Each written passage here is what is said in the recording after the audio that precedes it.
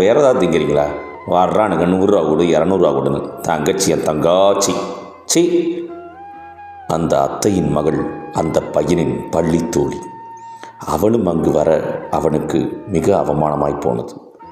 சத்தம் கேட்டு உள்ளிருந்து வந்த அந்த மாமா, ஏய், என்ன சின்ன பையன்கிட்ட இந்த மாப்பிள்ள என்று சொல்லிவிட்டு அந்த பையனின் சட்டைப்பையில் 100 ரூபாயை வைத்தார்.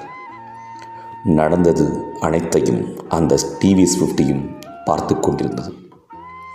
அன்று இரவு அவன் சாப்பிடவில்லை. வீட்டில் யாரிடமும் எதுவும் சொல்லவில்லை. அடுத்த நாள் அவன் அப்பாவிற்கு பதிலாக அந்த பையன் மீன் விற்கச் சென்றான். காலை உணவையும் தவிர்த்தான் அவன். அந்த டிவிஎஸ் 50 அவன் மனதை புரிந்து கொண்டது. அந்த டிவிஎஸ் 50யில் ஒவ்வொரு தெருவாய் சென்று மீனை விற்றான். 5